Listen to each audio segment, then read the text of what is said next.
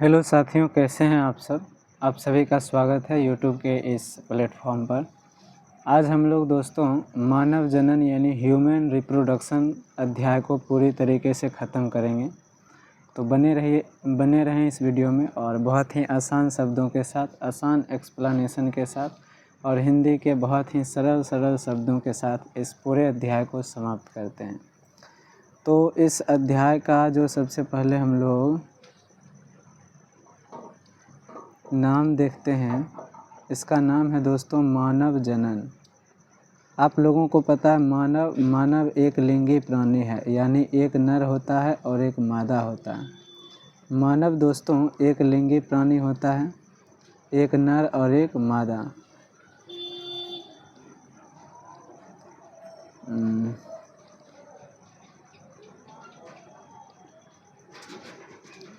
मानव जो है दोस्तों एक लिंगी प्राणी होता है,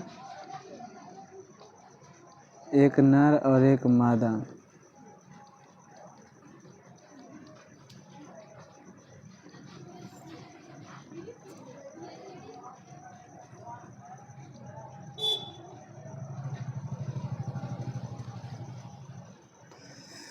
कभी कभी यहाँ पे लिखाता नहीं है। एक्चुअली नर को देखिए हम लोग इस सिंबल से रिप्रेजेंट करते हैं और मादा को जो है हम लोग इस वाले सिंबल से रिप्रेजेंट करते हैं। तो ये आपको ध्यान में रखना है। अब देखिए पुरुष के अंदर दोस्तों एक चीज़ बनता है जिसको हम लोग कहते हैं शुक्राणु। पुरुष के अंदर एक चीज़ बनता है जिसको हम लोग कहते हैं शुक्राणु। और मादा के अंदर भी एक चीज़ बनता है दोस्तों जिसको हम लोग कहते हैं अंडाणु।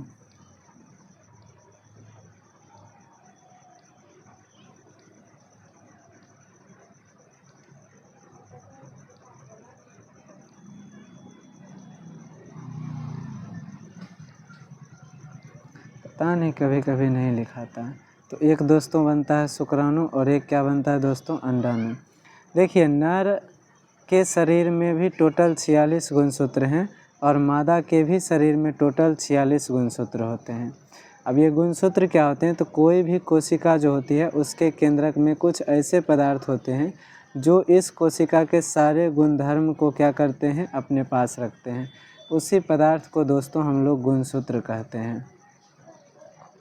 उसी पदार्थ को हम लोग दोस्तों क्या कहते हैं, गुणसूत्र।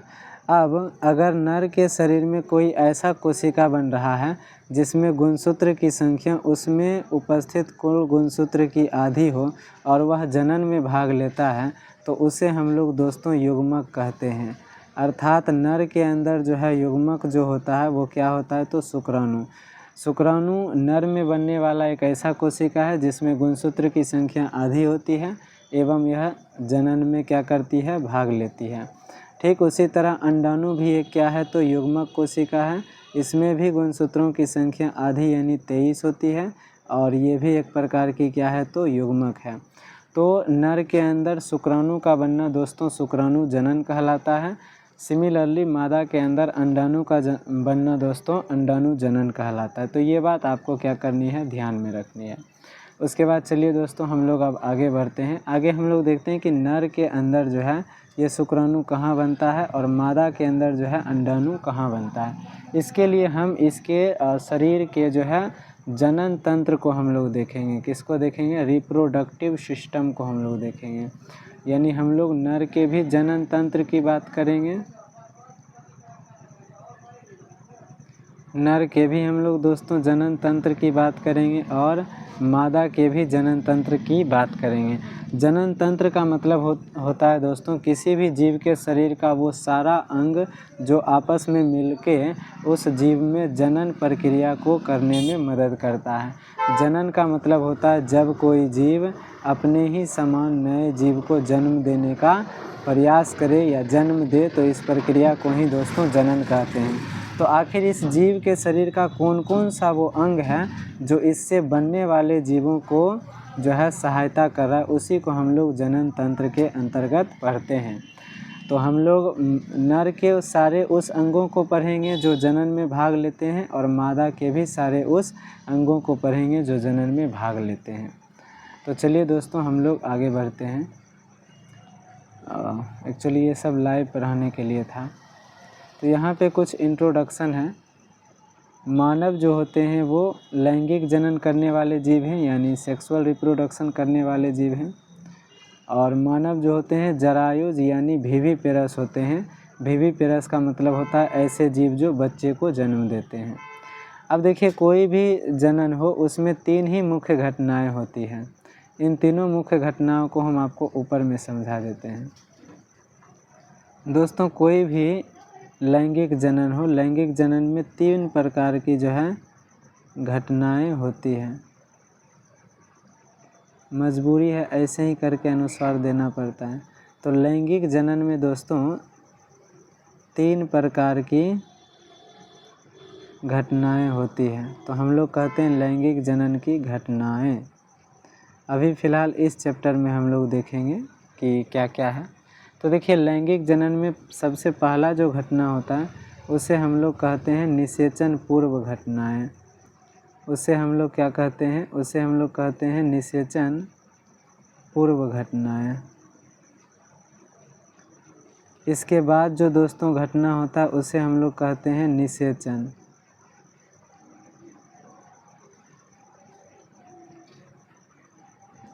और इसके बाद जो घटना होता है उसको हम लोग कहते हैं निषेचन पश्चात घटना। निषेचन पश्चात घटना।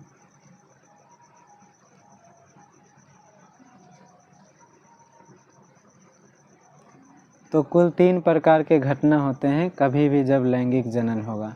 अभी फ़िलहाल इस चैप्टर में हम लोग मानव जनन की बात करें तो हम लोग मानव में होने वाले जनन की बात करेंगे। देखिए, सबसे पहले निषेचन क्या होता है? तो पुरुष में हम लोग देखें कि क्या बनता है? शुक्राणु। और मादा में क्या बनता है? तो अंडाणु। तो शुक्राणु और अंडाणु का मिलना ही क्या कहलाता है? निषेचन कहलाता है। अब निषेचन हो इससे पहले शुक्राणु बनेगा तब तो वो मिलेगा ना। तो शुक्राणु या अंडाणु का बनना दोस्तों क्या कहलाता है? युग्मक जनन। क्योंकि शुक्राणु और अंडाणु एक प्रकार के क्या हैं? युग्मक हैं। तो इसको हम लोग क्या कहते हैं? युग्मक जनन कहते हैं। अब युग्मक जनन में तो सब जो है अलग अलग अंग में बनता है, फिर वो युग्मक जो है आपस में एक जगह पर आना चाहिए, तभी वो आपस में क्या करेगा? मिलेगा।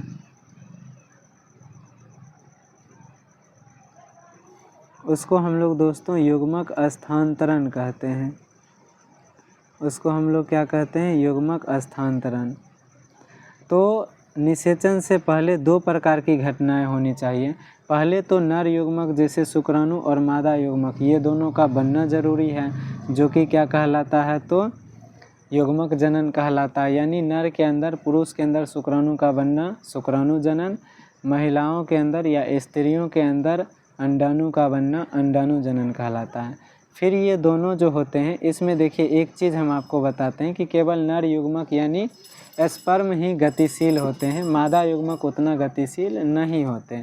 या फिर आप कह सकते हैं सिंपली कि मादा युग्मक जो हैं वो गतिशील नहीं होते हैं।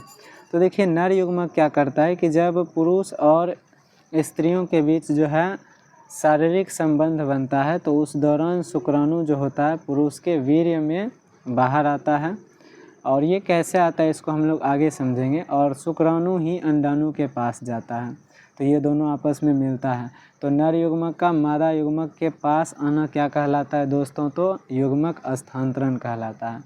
तो निषेचन हुआ नर युग्मक और मादा युग्मक का मिलना, यानी शुक्राणु और अंडाणु का मिलना। जबकि इसके लिए सबसे पहले शुक्राणु और अंडाणु बनेगा और फिर ये दोनों पास आएगा। तो युग्मक जनन होता है नर युग्मक और मादा युग्मक का बनना, और जो युग्मक स्थानांतरण होता है दोस्तों वो होता है नर युग्मक और मादा युग्मक का पास पास आना। उसके बाद निषेचन की घटना होती है। अब निषेचन पश्चात में क्या होती है दोस्तों? तो ये दोनों आपस में मिलकर क्या करेगी? तो एक कोशिका का निर्माण करती है, जिसे हम लोग जायगोट या फिर युग्मनज कहते हैं। जिसे हम लोग जायगोट या फिर क्या कहते हैं? युग्मनज कहते हैं। और यही युग्मनज आगे चल के भ्रूण बनाता है। भ्रूण को हम लोग इंग्लिश में एम्ब्रायो कहते हैं। भ्रूण को हम लोग क्या कहते हैं दोस्तों, एम्ब्रायो कहते हैं। तो ये चीज़ आपको ध्यान में रखना है कि निषेचन के बाद भी 2 घटनाएं होती है और निषेचन के पहले भी 2 घटनाएं होती हैं। और निषेचन जो होती है दोस्तों, निषेचन क्या होती है, नर युग्मक और मादा युग्मक का मिलना। और निषेचन भी दोस्तों 2 प्रकार की होती है। एक होती है बाह्य निषेचन, जो शरीर के बाहर होती है, जैसे मेढक वगैरह में जो होती है दोस्तों, वो बाह्य निषेचन होती है। और एक क्या होती है, एक होती है अंतः निषेचन, जो किसी जीव के शरीर के जो किसी जीव के शरीर के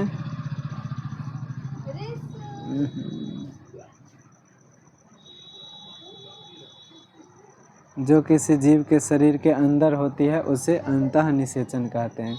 जैसे मनुष्य में निषेचन किस प्रकार का होता है, तो अंतः निषेचन, जबकि मेढक में निषेचन किस प्रकार का होता है, तो बाह्य निषेचन। तो इतना बात आई होप कि आपको समझ में आ गया होगा। अब चलिए इसको हम लोग पढ़ने का प्रयास करते हैं, क्या है नहीं है। तो यहाँ पे हम लोग देखें कि भाई मुख्य घटनाएं क्या होंगी, तो युग्मक जनन होगा, युग्मक जनन के बाद युग्मक स्थानांतरण होगा, फिर निषेचन होगा, फिर युग्मनज का बनना होगा और फिर भ्रूण का बनना यानी भ्रूण का विकास। तो ये सारी घटनाएं होंगी, जो कि इससे अच्छा हम आपको ऊपर में लिख दिए थे।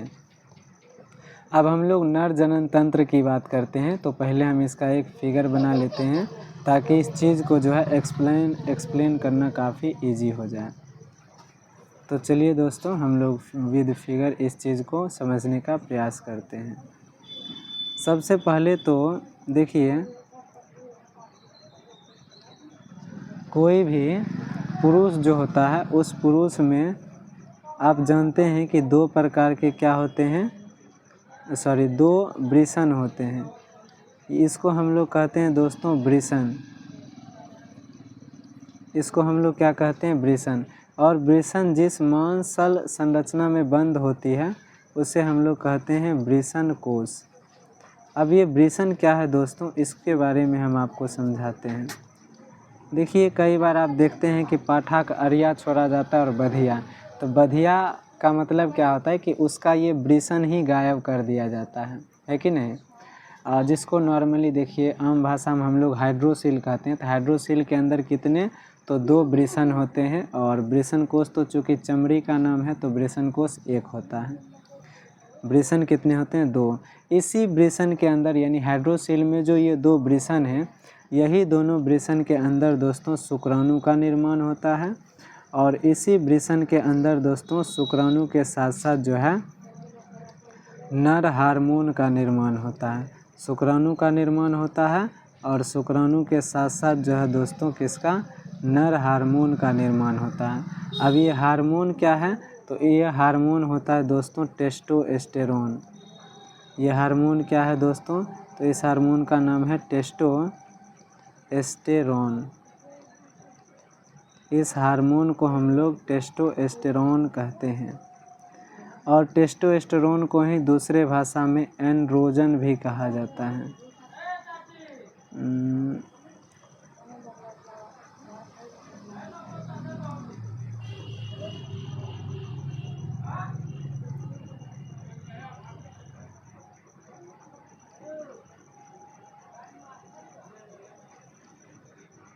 टेस्टोस्टेरोन को ही जो है एंड्रोजन भी कहा जाता है। एक्चुअली हम आपको वृषण की संरचना थोड़ी सी बता देते हैं, ताकि आप ये चीज़ समझ पाओ कि भाई इसमें शुक्राणु कहाँ बनता है और हार्मोन कहाँ बनता है। तो देखिए, जब आप एक वृषण की संरचना को बनाते हैं, तो एक पहले तो वृषण कैसा होता है, लगभग अंडाकार। अब वृषण के अंदर बहुत सारी छोटी छोटी क्या होते हैं, घर होते हैं, ठीक है, जिसमें से एक घर हम थोड़ा सा बड़ा बनाते हैं, क्योंकि इसके अंदर क्या होता है उसको हम लोग डिफ़ाइन करेंगे अभी कुछ ही देर में। तो इस तरह की छोटी छोटी वृषण के अंदर जो है संरचनाएं पाई जाती है। इसे हम लोग दोस्तों वृषण पालिका कहते हैं। इसे हम लोग क्या कहते हैं, वृषण पालिका कहते हैं।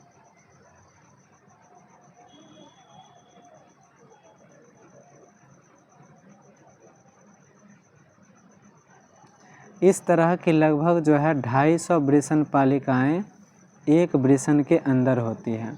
अब इस वृषण पालिका में क्या होती है दोस्तों, वृषण पालिका में छोटी छोटी बहुत सारी नलिकाएं होती हैं।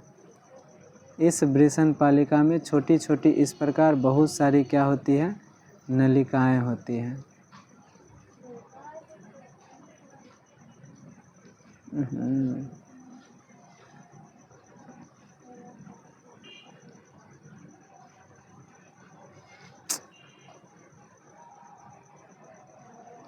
इस प्रकार इसमें छोटी छोटी बहुत सारी क्या होती है, नलिकाएं होती हैं। अब जैसे मान लीजिए यह एक क्या है, नलिका है, तो इस नलिका में क्या है, एक चीज़ आपको ध्यान में रखना है कि जो ये छोटी छोटी नलिकाएं होती है जो कि वृषण पालिका के अंदर है,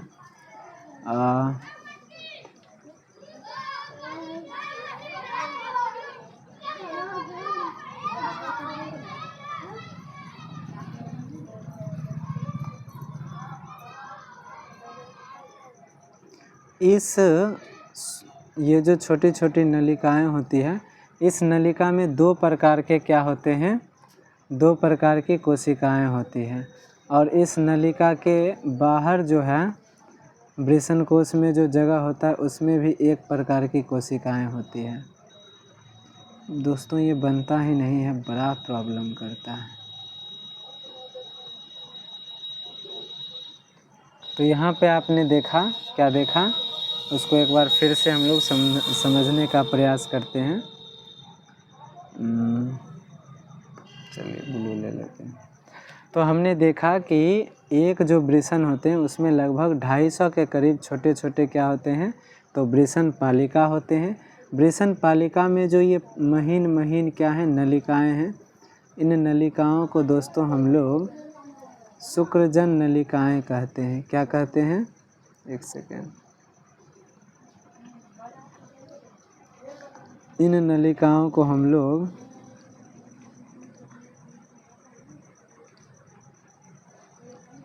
शुक्रजन नलिकाएं कहते हैं।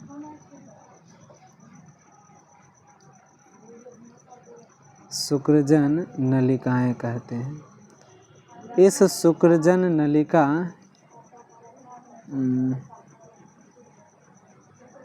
देखिए दोस्तों, इन्हें हम लोग क्या कहते हैं, शुक्रजन नलिका। अब ये शुक्रजन नलिका के अंदर और शुक्रजन नलिका के बाहर, वृषण पालिका के अंदर हम लोग देखें कि क्या है, शुक्रजन नलिकाएं हैं, और वृषण पालिका के अंदर लगभग 1 से लेकर 3 शुक्रजन नलिकाएं होते हैं। अब देखिए इन शुक्रजन नलिकाओं में एक चीज़ आपको क्या करना है, ध्यान में देना है कि शुक्रजन नलिका में क्या होते हैं, शुक्रजन नलिका के अंदर 2 प्रकार की कोशिकाएं होती है, और वृषण के अंदर जो शुक्रजन नलिका है उसके बाहर 1 प्रकार की कोशिका होती है। ठीक है, शुक्रजन नलिका के अंदर जो 2 प्रकार की कोशिका होती है, उन 2 प्रकार की कोशिकाओं को हम लोग क्या कहते हैं, चलिए देखते हैं। उनमें से एक कोशिका होती है जनन कोशिका,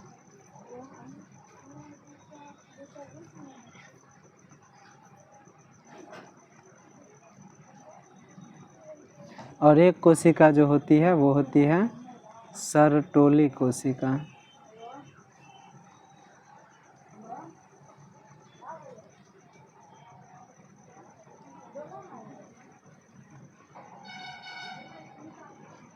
और एक कोशिका जो होती है उसको हम लोग कहते हैं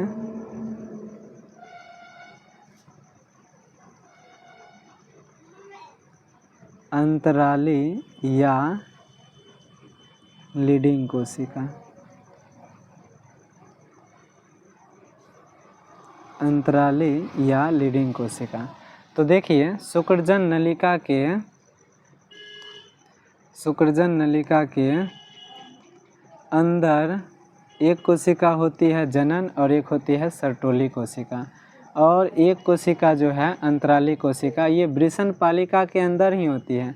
ये तीनों कोशिकाएं कहाँ पाई जाती है, तो वृषण पालिका के अंदर, जिसमें ये दोनों कोशिकाएं जनन कोशिका और सर्टोली कोशिका वृषण नलिका के अंदर पाई जाती है इसमें, और 2 वृषण नलिकाओं के बीच जो जगह है उसमें अंतराली कोशिका या लीडिंग कोशिका पाई जाती है। तो शुक्राणु का निर्माण कौन करते हैं, तो जनन कोशिका करते हैं। और हार्मोन का निर्माण कौन करते हैं, तो लीडिंग कोशिका करते हैं। तो फिर भाई ये सर्टोली कोशिका क्या करते हैं, तो जो शुक्राणु बन रहे हैं उस शुक्राणु को पोषण देने का काम कौन करते हैं, तो सर्टोली कोशिका। यानी शुक्राणु को बनाता कौन है, जनन कोशिका, लेकिन उसको पोषण कौन देता है, तो सर्टोली कोशिका देता है। और यंत्राली कोशिका क्या करता है, तो नर हार्मोन यानी टेस्टोस्टेरोन या फिर एंड्रोजन का निर्माण करता है। तो हमने अभी तक में क्या देखा, अब देखिए इसमें क्या होता है कि अब ये शुक्राणु बन गया, अब ये शुक्रजन नलिका होते हुए जो है आपस में क्या होगा, वृषण से बाहर निकलेगा। तो जब ये वृषण से बाहर निकलेगा तो एक चीज़ यहाँ पे देखने को मिलेगी कि वृषण के बाहर कुछ इस तरह की जो है अति कुंडलित जो है एक नलिकाओं का समूह होता है। ये क्या होता है, ये होता है अति कुंडलित। अति कुंडलित का मतलब होता है खूब एकदम घुमा हुआ है। अति कुंडलित, अति कुंडलित नलिका होता है। इस अति कुंडलित नलिका को हम लोग कहते हैं अधिवृषण। इसको दोस्तों हम लोग क्या कहते हैं, इसको हम लोग अधिवृषण कहते हैं। अधिवृषण। देखिए ये दो वृषण है, इस वृषण के ऊपर ही इस प्रकार जो होते हैं दो क्या होते हैं, तो दो अधिवृषण होते हैं। ठीक है, दोनों वृषण में जो शुक्राणु बनते हैं वो शुक्राणु जमा कहाँ पर रहते हैं, तो अधिवृषण में जमा रहते हैं। तो ये शुक्राणु को क्या करके रखते हैं, जमा करके रखते हैं। तो ये शुक्राणु को जमा रखते हैं, शुक्राणु को जमा रखते हैं। तो इस प्रकार जो है आपने बहुत सारा बेसिक क्लियर कर लिया इस छोटे से समय में कि भाई पुरुष के अंदर जो होते हैं दो वृषण होते हैं जो वृषण कोश में जमा होते हैं, यानी वृषण कोश में पाए जाते हैं।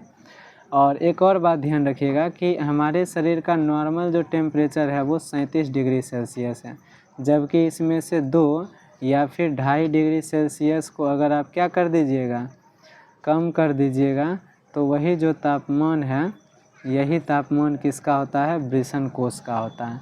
अगर ये तापमान 2 या 2.5 डिग्री सेंटीग्रेड या सेल्सियस कम नहीं होता तो ये शरीर के बाहर नहीं लटका होता। तो ये बात भी आपको ध्यान देना है। अब हम लोग यहाँ पे देखें कि अगर हमको कोई पूछेगा शुक्राणु कहाँ बनता है तो हम कहेंगे वृषण में। वृषण में वृषण पालिका के अंदर जो शुक्रजन नलिका पाई जाती है उसमें से जो जनन कोशिका है वही शुक्राणु का निर्माण करती है। और शुक्राणु जब बनती है तो उसको पोषण देती है सर्टोली कोशिका। अच्छा, ये बनने के लिए इसको प्रेरित कौन करता है, जनन कोशिका को? तो आप लोगों को पता है दोस्तों, हमारे शरीर में कुछ भी होता है इसके पीछे का कारण क्या है, नरेंद्र मोदी। ये तो मजाक कर दिए हम, हर एक चीज़ का कारण नरेंद्र मोदी थोड़ी होता है। तो इसका कारण होता है दोस्तों हार्मोन, जिसका नाम है टेस्टोस्टेरोन या फिर एंड्रोजन हार्मोन। तो ये हार्मोन ही बताती है जनन कोशिका को कि अब बचवा जवान हो गया है, तनिका का बना दियो, शुक्राणु बना दियो। ठीक है न, तो इसको कौन बताता है, तो टेस्टोस्टेरोन हार्मोन ही बताता है। तो इतना बात आई होप आपको समझ में आ गया होगा। इसका एक स्क्रीनशॉट कर लीजिएगा।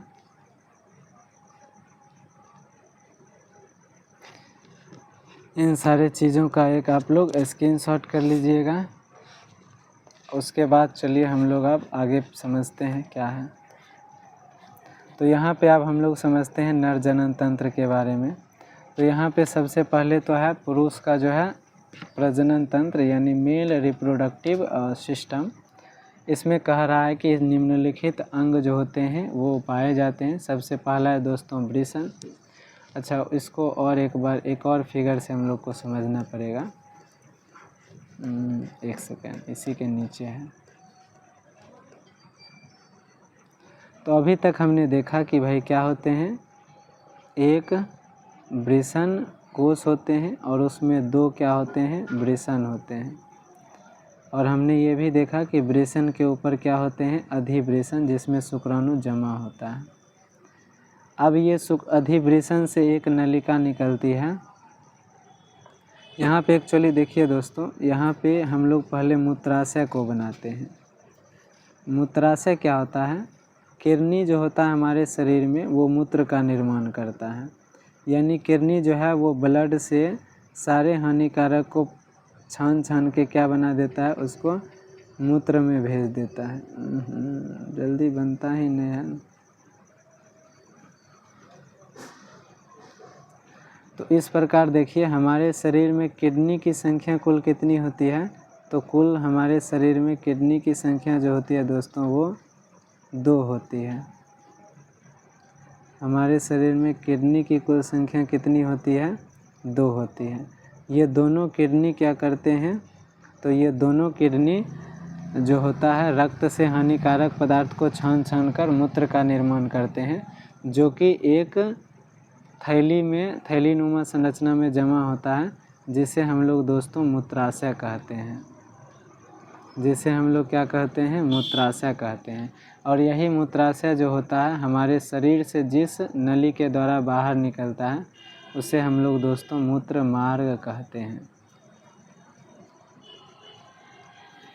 अब यहाँ एक चीज़ आपको ध्यान देना है कि ये जो अधिवृषण जो है, अधिवृषण जिस नलिका के द्वारा, एक नलिका के द्वारा अधिवृषण क्या करती है, ये मूत्राशय के ऊपर इस प्रकार लूप बनाती है और आके जुड़ जाती है। किससे? तो मूत्राशय की जो सामने के सिरा हैं उससे। दोनों ही किडनी से इस प्रकार क्या होते हैं, 2 नलिकाएं निकलती है और वो जाके किससे जुड़ती है? मूत्राशय के आगे के हिस्से से। यहाँ पर जो ये जुड़ती है तो यहीं पर 2 और क्या होते हैं? संरचना होते हैं जो कि इसके साथ जुड़ जाती है। किसके साथ? ये जो नलिका अधिवृषण से आकर मूत्राशय के आगे जुड़ा है। और यहीं पे एक और संरचना आके जुड़ती है। पहले तो हम आपको संरचना बना के दिखाते हैं, फिर हम इसके नाम को भी आपको समझाएंगे। बस आप लोग थोड़ा सा धीरज रखिएगा, क्योंकि इस चैप्टर में कॉम्प्लिकेटेड चीज़ें भी हैं, लेकिन हम आपको पहले ही वादा किए हैं कि जो है काफ़ी आसान शब्दों में बताएंगे, तो फिर इससे आसान तो आपको कहीं नहीं मिलेगा।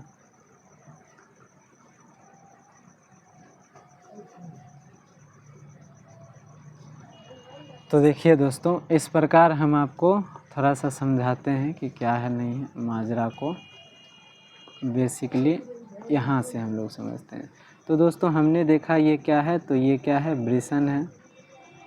और वृषण के ऊपर जो होता है ये जो संरचना, ये क्या है? तो ये है अधिवृषण।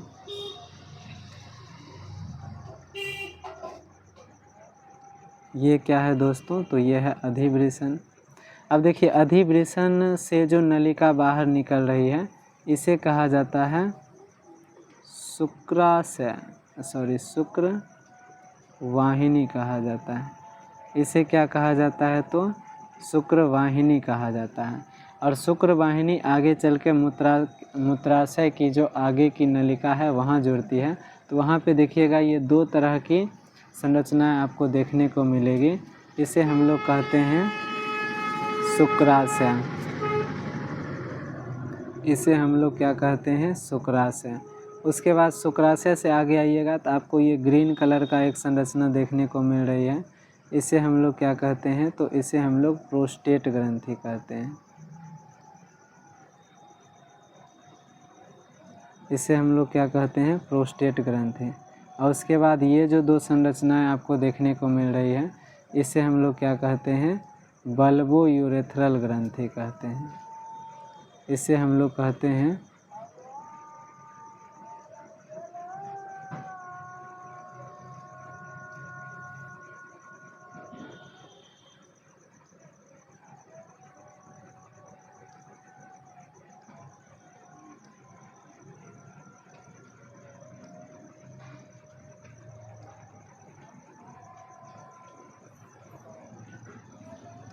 इसे हम लोग दोस्तों बल्बो यूरेथ्रल ग्रंथि कहते हैं।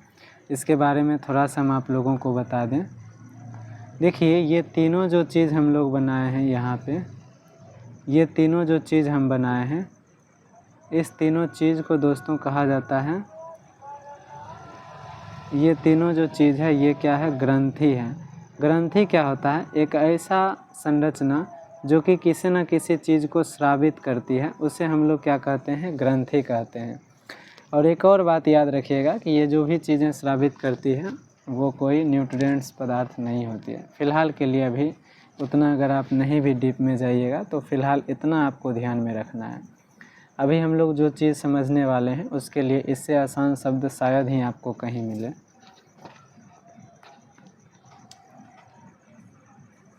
तो यहाँ पे हमने जो चीज़ समझा उसके बारे में आपको बता दिए कि देखिए वृषण की संख्या कितनी है? 2 है।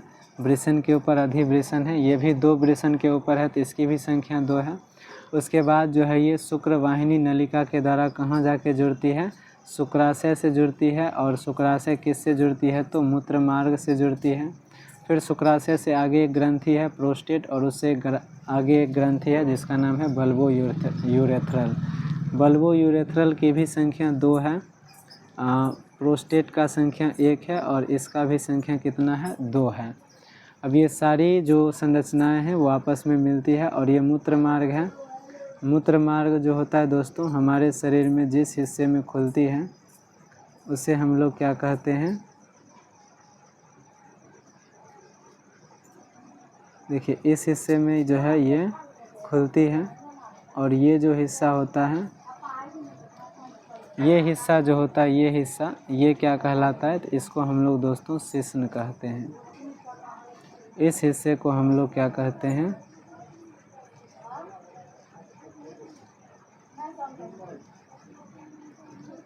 इस हिस्से को हम लोग शिश्न कहते हैं। और शिश्न के ऊपर बना ये जो संरचना है इसे हम लोग दोस्तों शिश्न मुंड कहते हैं।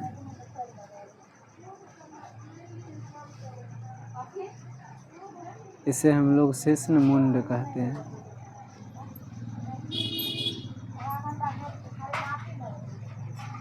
इसे हम लोग दोस्तों क्या कहते हैं? शिश्न मुंड। तो ये पूरा कंप्लीट संरचना जो है यही है दोस्तों नर जनन तंत्र की संरचना। ये जो कंप्लीट संरचना है यही है नर जनन तंत्र।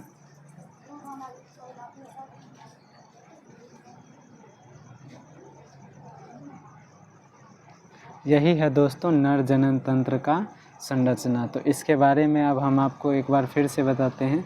वृषण की हमने संरचना देखा था अभी कि वृषण के अंदर 250 के करीब वृषण पालिकाएँ थी, जिसमें से जो है एक वृषण पालिका में शुक्रजन नलिकाओं की संख्या 1 से 3 होती है। शुक्रजन नलिका के अंदर सर्टोली और जनन कोशिका होती है। जनन कोशिका जो होती है वो शुक्राणु बनाती है और सर्टोली कोशिका शुक्राणु को पोषण देती है। और उसी में हमने देखा कि 2 शुक्रजन नलिकाओं के बीच के क्षेत्र में जो है लीडिंग सेल यानी अंतराली कोशिका होती है जो नर हार्मोन बनाती है। अब इससे हमने देखा कि वही शुक्राणु कहाँ जमा रहता है? यहाँ पर नॉर्मली आप समझिए कि वृषण में क्या बनता है? शुक्राणु, और जो कि जमा रहता है अधिवृषण में। उसके बाद ये शुक्रवाहिनी होते हुए कहाँ पहुँचता है? मूत्राशय के आगे वाले हिस्से में। यहाँ इस शुक्राणु में जो शुक्राणु आता है उस शुक्राणु में क्या जुड़ जाता है? तो उस शुक्राणु में दोस्तों जुड़ जाता है इस तीनों ग्रंथि से निकला हुआ पदार्थ यानी स्राव। उसे हम लोग कहते हैं शुक्रीय प्लाज्मा या फिर शुक्र प्लाज्मा कहते हैं। तो जो इसमें पदार्थ जुड़ता है उस पदार्थ का नाम क्या होता है दोस्तों? शुक्र प्लाज्मा। तो शुक्राणु तो आपने देखा कि वृषण में बना, और यही बना हुआ शुक्राणु जो है वो कहाँ आके मतलब वही जो बना हुआ शुक्राणु है वो बना हुआ शुक्राणु जब यहाँ आती है तो इसमें इस तीनों का स्राव आके जुड़ता है। उस तीनों के स्राव को कहते हैं शुक्र प्लाज्मा। ये दोनों आपस में मिलके एक चीज़ कहलाता है जिसका नाम होता है वीर्य। तो वीर्य में ही शुक्राणु होती है और उसके साथ साथ क्या होती है? शुक्र प्लाज्मा होती है। और यही जो होता है शिश्न के द्वारा, जब ये शिश्न जो होता है इसी के द्वारा जो होता है पुरुष स्त्री के साथ शारीरिक संबंध बनाता है। तो इस अंग को मैथुन अंग भी कहा जाता है। तो इसी के द्वारा जो होता है मूत्रमार्ग होते हुए इस शिश्नमुंड होते हुए जो है योनि में प्रवेश करता है शुक्राणु। तो ये बात आपको क्या करनी है? ध्यान में रखनी है। अब शुक्र प्लाज्मा में कुछ पदार्थ आपको ध्यान रखनी है। इसमें जो होता है कैल्शियम पाया जाता है, इसमें जो होता है फ्रक्टोज पाया जाता है, जिसका कि फार्मूला होता है ग्लूकोज के ही समान C6H12O6। तो कैल्शियम होता है, फ्रक्टोज होता है, और साथ ही बल्बो यूरेथ्रल ग्रंथि से जो स्राव निकलते हैं उसे हम लोग कहते हैं दोस्तों लुब्रिकेंट पदार्थ। उसे हम लोग क्या कहते हैं, तो उसे हम लोग लुब्रिकेंट पदार्थ कहते हैं। अब ये लुब्रिकेंट पदार्थ क्या होते हैं, ऐसे पदार्थ दोस्तों जो कि मैथुन के समय जो है घर्षण को कम करते हैं। जैसे ग्रीस होता है ना, उसी तरह का पदार्थ होता है लुब्रिकेंट पदार्थ। तो ये तीनों चीज़ किस में मिले होते हैं, तो शुक्र प्लाज्मा में मिले होते हैं। तो ये बात भी आपको ध्यान में रखना है कि वीर्य में शुक्राणु के साथ साथ कैल्शियम, फ्रक्टोज, लुब्रिकेंट पदार्थ आदि मिले होते हैं। इतना बात आप ध्यान में रख लीजिएगा। चलिए दोस्तों, अब हम लोग इसको समझते हैं। तो इसको स्क्रीनशॉट कर लीजिए अच्छे से। अब आइए समझते हैं। तो देखिए हमने क्या देखा कि भाई पुरुष जनन तंत्र में वृषण होती है जो कि शुक्राणु बनाती है और टेस्टोस्टेरोन हार्मोन बनाती है। शुक्राणु जनन कोशिका बनाती है और ये लीडिंग या फिर अंतराली कोशिका बनाती है। उसके बाद हमने देखा शुक्रवाहिनी। शुक्रवाहिनी जो है शुक्राणु का परिवहन करती है। ये अगर वृषण है तो इसके ऊपर अधिवृषण होगा, और उसके बाद ये जो था ये क्या था, शुक्रवाहिनी। तो वृषण जो है शुक्राणु बनाएगा, अधिवृषण जमा करेगा और उसको जो है मूत्राशय के आगे की नलिकाओं तक ले जाने का काम कौन करती है, शुक्रवाहिनी। तो उसको ले जाने को हम लोग परिवहन कहते हैं। और सहायक ग्रंथि में हमने देखा 3 तरह की ग्रंथि थी। इस तीनों ग्रंथि को हम लोग जो है अच्छे से पढ़ लिए थे। सबसे पहले था शुक्राशय ग्रंथि, उसके बाद था प्रोस्टेट ग्रंथि और उसके बाद था बल्बो यूरेथ्रल ग्रंथि। तो ये तीनों सहायक ग्रंथि थी। उसके बाद था पेनिस जो कि बाहरी जननांग है। इसके बारे में हम आपको बताए थे कि इसी को हम लोग क्या कहते हैं, इसी को हम लोग दोस्तों मैथुन अंग भी कहते हैं, यानी जो शारीरिक संबंध बनाती है। इतना बात हम लोग देख चुके हैं। अब हम लोग देखते हैं थोड़ा मादा जनन तंत्र को। तो ये तो और भी आसान है दोस्तों, इसको हम लोग समझते हैं। देखिए मादाओं में भी एक तरह की जो है अंगों की समूह है, जिसे हम लोग क्या कहेंगे, जिसे हम लोग ऑफकोर्स क्या कहेंगे, मादा जनन तंत्र कहेंगे।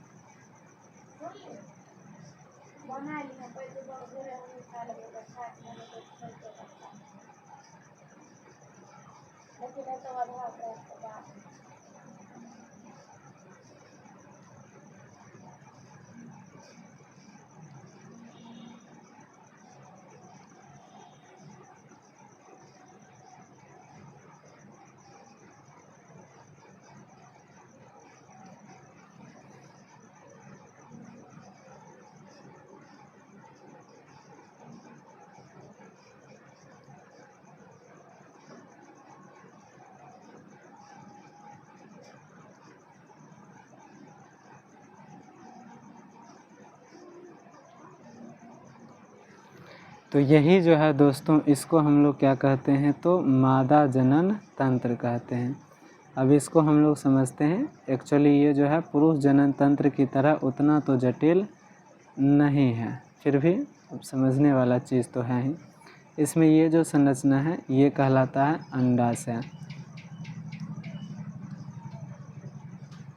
इसे हम लोग क्या कहते हैं, इसे हम लोग अंडाशय कहते हैं। जैसे पुरुष में वृषण में जो है शुक्राणु बनता है, उसी तरह अंडाशय में जो होता है मादाओं में, तो अंडाणु का निर्माण होता है। तो मादाओं में यानी स्त्रियों में इसके अंदर जो है किसका निर्माण होता है, अंडाणु का। ये अंडाणु जो होता है अंडाशय से निकल के कहाँ आते हैं, तो इस वाले संरचना में आते हैं। जैसे पुरुष में शुक्रवाहिनी था, वैसे ही यहाँ पे क्या होती है, अंडवाहिनी होती है। तो यहाँ पे क्या होती है, अंडवाहिनी होती है। अंडवाहिनी को जो है फैलोपियन ट्यूब भी कहा जाता है। देखिए अंडाशय से अंडाणु का निकलकर कहाँ आना, अंडाशय से, एक सेकेंड, यहाँ पे हम जो है फिगर के साथ बता रहे हैं। अंडाशय से जो है किसका निकलकर, अंडाणु का निकलकर, अंडाशय से अंडाणु का निकलकर अंडवाहिनी में जाना अंडोत्सर्ग कहलाता है दोस्तों। क्या कहलाता है, अंडोत्सर्ग।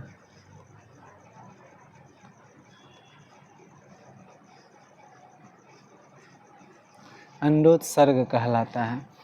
अब देखिए जो अंडाणु यहाँ आया है वो अंडवाहिनी के एक विशेष हिस्सा में क्या रहता है, यहीं पे स्थिर रहता है। उस विशेष हिस्सा को हम लोग कहते हैं एम्पुला। क्या कहते हैं? एम्पुला। तो अंडवाहिनी का एक हिस्सा है, एक क्षेत्र है जिसका नाम है एम्पुला। वहीं पे जो है अंडाणु जो है स्थिर रहता है। तो जब पुरुष जो होता है स्त्री के साथ संबंध बनाता है तो ये वाला जो हिस्सा है स्त्री जनन तंत्र का या मादा जनन तंत्र का, इसे हम लोग योनि कहते हैं। तो योनि में जो है शिश्न के द्वारा किस चीज़ को निकाल दिया जाता है? तो वीर्य को। और आप लोगों को पता है वीर्य में क्या होते हैं? शुक्राणु और शुक्रिया प्लाज्मा। तो हम लोग देखते हैं शुक्राणु के बारे में दोस्तों। वही शुक्राणु क्या होता है इस प्रकार से कहाँ आता है? एम्पुला में आता है। और एम्पुला में ही शुक्राणु और अंडाणु आपस में मिलते हैं, जिसे हम लोग क्या कहते हैं? तो जिसे हम लोग निषेचन कहते हैं। तो इस चीज़ को आपको क्या करना है? ध्यान में रखना है। अच्छा, एक और बात आपको ध्यान में रखना है, ये वाला जो हिस्सा है, ये वाला, इस हिस्से को हम लोग क्या कहते हैं? इस हिस्से को हम लोग गर्भाशय कहते हैं। क्योंकि यहाँ पे देखिए जो भ्रूण होता है, जो महिलाओं में लगभग 9 माह और 5 दिन, लगभग 9 महीने और 5 दिन के समय में जो है इसमें जो क्या होते हैं? बच्चे होते हैं उनके शरीर के अंदर, उसे हम लोग भ्रूण कहते हैं। वो भ्रूण कहाँ पर रहते हैं? तो वो भ्रूण जो होते हैं वो कहाँ रहते हैं? गर्भाशय में, ठीक है ना। तो यहाँ पे जैसे निषेचन होता है तो उस निषेचन से अंडाणु और शुक्राणु आपस में मिलके एक कोशिका का निर्माण करती है। उस कोशिका को हम लोग कहते हैं दोस्तों युग्मनज। क्या कहते हैं? युग्मनज कहते हैं। और यही युग्मनज जो है आगे चल के भ्रूण बनता है और इसी गर्भाशय में ये 9 महीने 5 दिन के लिए रहता है। और तब जाके इस भ्रूण का जो होता है दोस्तों प्रसव होता है, जिसको हम लोग प्रसौती कहते हैं। और प्रसव के द्वारा ही इस भ्रूण का जो है शरीर से यानी योनि के द्वारा शरीर से ये बाहर निकलता है। तो यानी कि उस बच्चे का क्या हो जाता है? जन्म। तो इतना बात जो है आपको ध्यान में रखना है। किसके रिगार्डिंग? तो मादा युग्मक के रिगार्डिंग। अभी हम आपको समझाते भी हैं कि ऐसा किस प्रकार होता है। यहाँ तक देखिए एम्पुला में निषेचन होता है। इससे आगे की कहानी अभी हम इसको आप स्क्रीनशॉट कर लीजिए और अब हम समझाते हैं इसको। तो देखिए तो अभी हमने देखा कि भाई क्या होते हैं,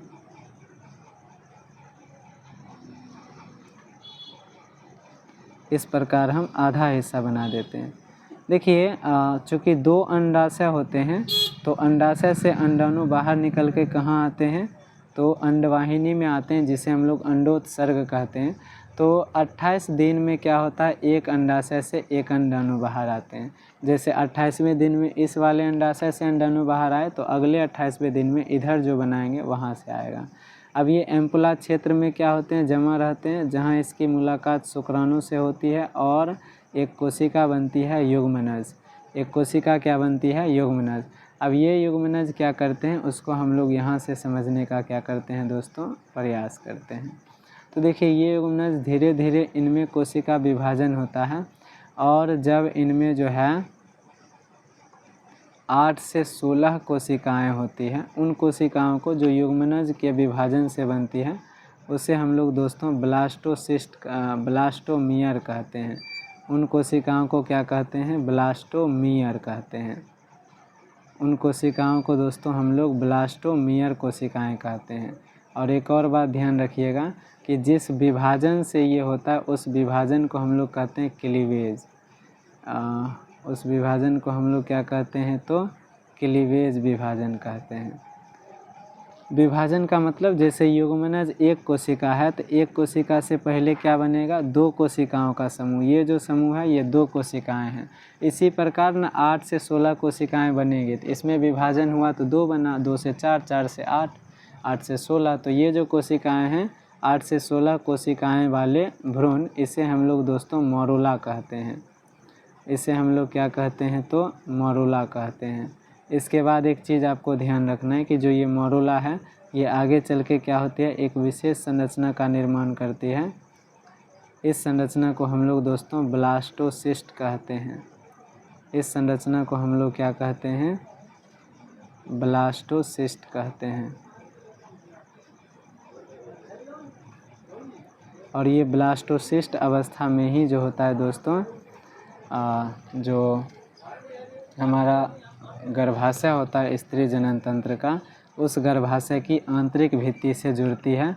उस भित्ति का नाम जो होता है दोस्तों वो होता है एंडोमेट्रियम। उस भित्ति का नाम क्या होता है? तो एंडोमेट्रियम होता है। उसी एंडोमेट्रियम भित्ति से जो है ब्लास्टोसिस्ट अवस्था आपस में आके जो ब्लास्टोसिस्ट अवस्था बनती है वो आके क्या होती है? जुड़ती है। ब्लास्टोसिस्ट अवस्था का गर्भाशय की आंतरिक भित्ति से जुड़ना दोस्तों अंतररोपण कहलाता है। क्या कहलाता है? तो अंतररोपण कहलाता है। और जब अंतररोपण होता है तो उसके बाद एंडोमेट्रियम से जुड़ने के बाद जो होता है वो 9 महीने 5 दिन तक जो ये संरचना होता है वो क्या कहलाता है? भ्रूण। और जब भ्रूण का प्रसव हो जाता है तो प्रसव के बाद जो होता है भ्रूण जो होता है वो शिशु कहलाता है। इसीलिए देखते होंगे जब कोई बच्चा गर्भ में मार दिया जाता है तो उसे जो है वो भ्रूण हत्या कहा जाता है, ना कि शिशु हत्या। क्योंकि शिशु जो होता है वो कब कहलाता है? जब उसका प्रसव हो जाता है। यानी भ्रूण के 9 महीने 5 दिन के बाद की अवस्था क्या है? शिशु है, क्योंकि अब उसका प्रसव हो जाएगा। यहीं पे एक और चीज़ आप समझिएगा कि जिस संरचना के द्वारा भ्रूण जो होता है गर्भाशय के आंतरिक भित्ति एंडोमेट्रियम से जुड़ी होती है, इस संरचना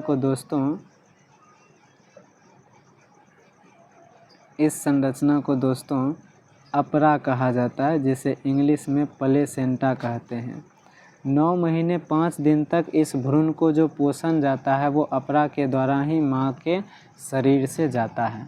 और इस भ्रूण में जो उत्सर्जी पदार्थ बनते हैं वो उत्सर्जी पदार्थ अपरा के द्वारा ही भ्रूण से जो है उसके माँ के शरीर में जाता है। तो ये बात भी आपको ध्यान रखना है, इसको भी आप स्क्रीनशॉट कर लीजिए। चलिए हम लोग आगे बढ़ते हैं। तो हम लोग यहाँ पे देखते हैं कि ये क्या है? मादा प्रजनन तंत्र है, यानी फीमेल रिप्रोडक्टिव सिस्टम है। इसमें हमने देखा कि अंडाशय होते हैं, तो अंडाशय की संख्या कितनी होती है? 2। और इसमें अंड, जिसे हम लोग क्या कहते हैं दोस्तों? अंडाणु, उसका निर्माण होता है। साथ ही साथ अंडाशय में जो है मादा हार्मोन का निर्माण होता है, जिसे हम लोग क्या कहते हैं? एस्ट्रोजन कहते हैं। और एक और हार्मोन बनता है जिसे हम लोग क्या कहते हैं दोस्तों? तो प्रोजेस्टेरोन कहते हैं।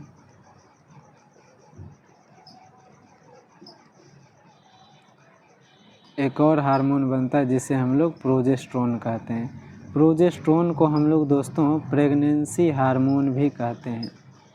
इसी को दोस्तों प्रेगनेंसी हार्मोन भी कहा जाता है, क्योंकि ये प्रेगनेंसी का मतलब होता है कौन चीज़? सगर्भता। तो सगर्भता में मदद करती है। अब कैसे करते हैं इसको हम लोग आगे की क्लास मतलब इसी के बाद वाले स्लाइड में जो है डिस्कस करेंगे। तो यहाँ पे हम लोग देखें कि भाई अंडाशय होते हैं, उनकी संख्या 2 होती है। ये अंडाणु यानी अंडों का निर्माण करते हैं। साथ ही साथ एस्ट्रोजन और प्रोजेस्टेरोन नामक जो है मादा हार्मोन का भी निर्माण करते हैं। उसके बाद हम लोग जानते हैं कि उसके बाद क्या होता है? उसके बाद दोस्तों जो है डिंब वाहिनी, जिसे कि हम लोग अंड वाहिनी या फैलोपियन ट्यूब भी कहते हैं, इसकी संख्या भी कितनी होती है? 2, जहाँ जो होता है निषेचन की क्रिया होती है। और डिंब वाहिनी या अंड वाहिनी के जिस क्षेत्र में दोस्तों निषेचन की क्रिया होती है उसे हम लोग क्या कहते हैं? तो उसे हम लोग एम्पुला कहते हैं। अब निषेचन के बाद जो होता है अंतररोपण होता है, जिसको कि हम आपको समझाएं, और जो होता है शिशु का विकास होता है गर्भाशय में। एक्चुअली उसको शिशु नहीं कहेंगे, हम लोग भ्रूण कहेंगे। उसके बाद योनि यानी वेजाइना के द्वारा जो है इसी शिशु का प्रसव हो जाता है। यही योनि जो होता है महिलाओं के द्वारा पुरुष से संबंध बनाने में जो है प्रयोग में लाया जाता है। तो महिलाओं का मैथुन अंग क्या हो जाएगा? तो योनि हो जाएगा।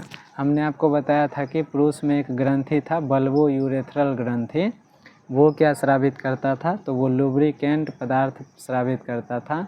तो वो जो लुब्रिकेंट पदार्थ है, वो लुब्रिकेंट पदार्थ जो होता है वो कहाँ आकर मिलता है, वो कहाँ आता है, योनि में। तो योनि में आने के द्वारा जो है संभोग की क्रिया आसान हो जाती है, क्योंकि घर्षण कम होने लगता है। ये बात भी आप ध्यान में रख सकते हैं।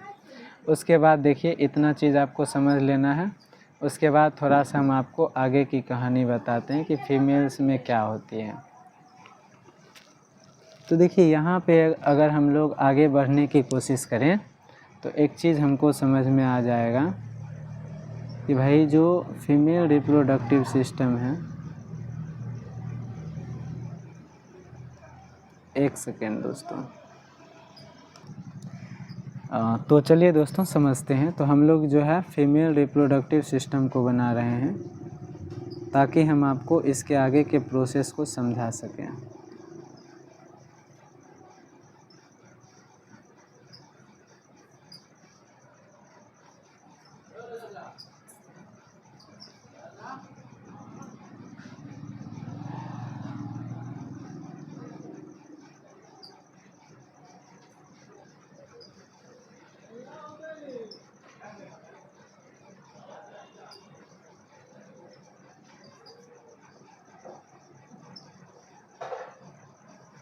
तो देखिए, ये अंडाशय है। अंडाशय की संख्या 2 है। इसमें अंडाणु बनेगा जो कि अंडवाहिनी या फैलोपियन ट्यूब में आएगा।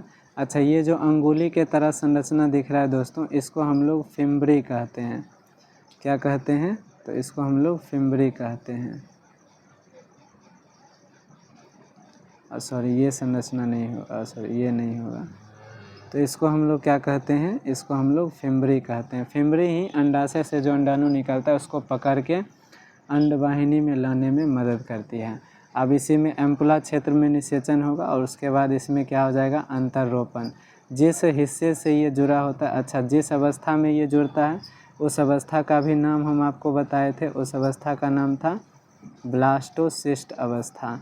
उस अवस्था का क्या नाम था? ब्लास्टोसिस्ट अवस्था था। और जिस संरचना से ये जुड़ा था उस संरचना का नाम क्या था? अपरा। उस संरचना का नाम क्या था दोस्तों? अपरा था। और ये जो है, ये जो जगह है, ये जगह क्या है? तो गर्भाशय है। ये जगह क्या है दोस्तों? तो गर्भाशय है। और गर्भाशय के बाद ये जो जगह है ये क्या है? योनि है।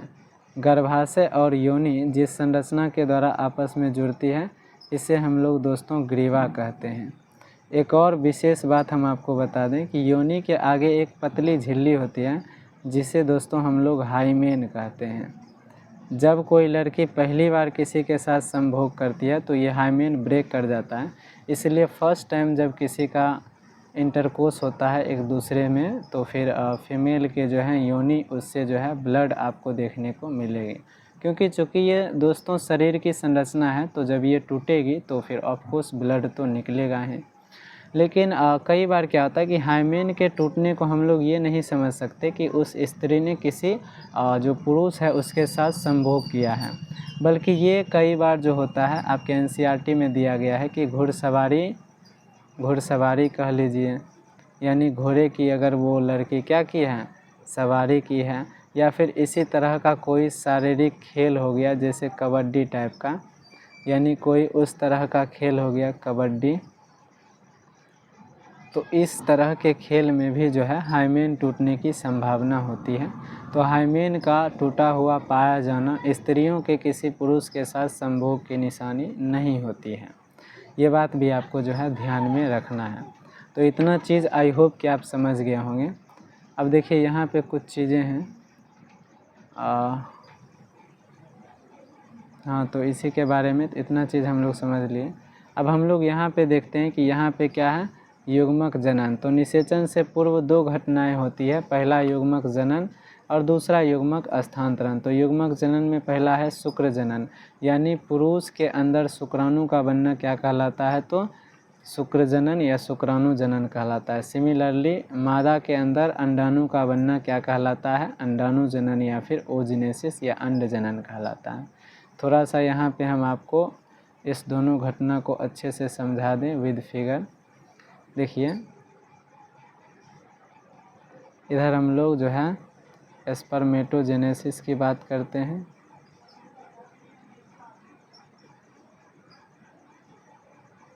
और इस साइड में हम लोग जो है ओजेनेसिस की बात करते हैं।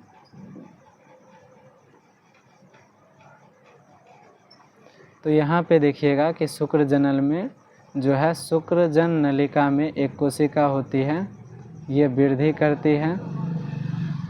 ये जो कोशिका होती है यही है मातृ शुक्राणु कोशिका, जिसे हम लोग जनन कोशिका कहते हैं। तो इसको शॉर्ट में हम क्या लिख सकते हैं, मातृ कोशिका।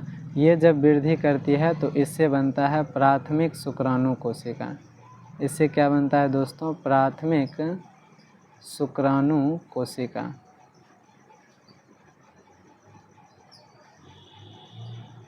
प्राथमिक शुक्राणु कोशिका, ठीक है न। और प्राथमिक शुक्राणु कोशिका में होता है अर्धसूत्री विभाजन, और इससे दोस्तों दो बनते हैं द्वितीयक शुक्राणु कोशिका। और फिर द्वितीयक शुक्राणु कोशिका में होता है फिर से अर्धसूत्री विभाजन, यानी यहाँ पे हुआ अर्धसूत्री विभाजन प्रथम, और जो द्वितीयक शुक्राणु कोशिका है इसमें होता है अर्धसूत्री विभाजन द्वितीय। और फिर 4 छोटी छोटी कोशिकाओं का निर्माण होता है। इन कोशिकाओं को हम लोग दोस्तों शुक्राणु प्रसू कहते हैं। इन कोशिकाओं को हम लोग दोस्तों क्या कहते हैं, तो शुक्राणु प्रसू कहते हैं। और यही शुक्राणु प्रसू आगे चल के जो है शुक्राणु कोशिका का निर्माण करते हैं। तो इस प्रकार से आपको पूछेगा शुक्रजन या शुक्राणु जनन कहाँ होता है, तो वृषण में होता है। और वृषण में कहाँ होता है, तो वृषण में शुक्रजन नलिका के अंदर, जो कि हम आपको इस लेक्चर के शुरुआत में ही बताए थे। उसी में होता है जनन कोशिका, जिसे हम लोग मातृ कोशिका भी कह सकते हैं। इसमें वृद्धि विकास होता है तो प्राथमिक कोशिका बनता है, प्राथमिक शुक्राणु कोशिका। और ये प्राथमिक शुक्राणु कोशिका में अर्धसूत्री प्रथम विभाजन से द्वितीयक शुक्राणु कोशिका बनता है। फिर द्वितीयक शुक्राणु कोशिका में अर्धसूत्री द्वितीय विभाजन से शुक्राणु प्रसू बनता है, जो कि धीरे धीरे परिपक्व होकर बड़ा होकर किसका निर्माण कर लेता है, शुक्राणु का। तो यहाँ से एक और बात आपको ध्यान में रखना है कि भाई जो एक मातृ कोशिका होती है उससे 4 शुक्राणु कोशिका का निर्माण होता है। अब हम लोग, और इसकी शुरुआत जो होती है वो पुरुषों में किशोरावस्था यानी 12 से 15 साल के एज में शुरू होता है। तो ये बात भी आपको क्या करना है, ध्यान रखना है कि जो है 13 से 15 या 12 से 15 साल के बीच जो है स्पर्मेटोजेनेसिस शुरू होता है। अब जबकि ये जो oogenesis है यानी अंड जनन, ये महिलाओं में जब महिलाएं भ्रूण अवस्था में होती है यानी अपने माँ के गर्भ में होती है उसी समय शुरू हो जाता है। इसमें भी एक जो होता है दोस्तों क्या होता है, तो मातृ कोशिका होता है। और फिर मातृ कोशिका जब वृद्धि विकास करती है तो जो होता है तो प्राथमिक अंडाणु कोशिका बनाती है, जिसे हम लोग कह सकते हैं प्राथमिक अंडप। तो क्या बनाती है दोस्तों, प्राथमिक अंडप बनाती है। और जो ये प्राथमिक अंडप बनता है, जो ये प्राथमिक अंडप बनता है, इसमें दोस्तों अर्धसूत्री प्रथम विभाजन होता है। इसमें क्या होता है, अर्धसूत्री प्रथम विभाजन। और 2 प्रकार की कोशिका बनती है, एक तो द्वितीयक अंडप बनती है, एक क्या बनती है, द्वितीयक अंडप। और दूसरा जो दोस्तों है ये बनती है ध्रुवीय कोशिका, यानी इसको हम लोग कह सकते हैं ध्रुवीय पिंड।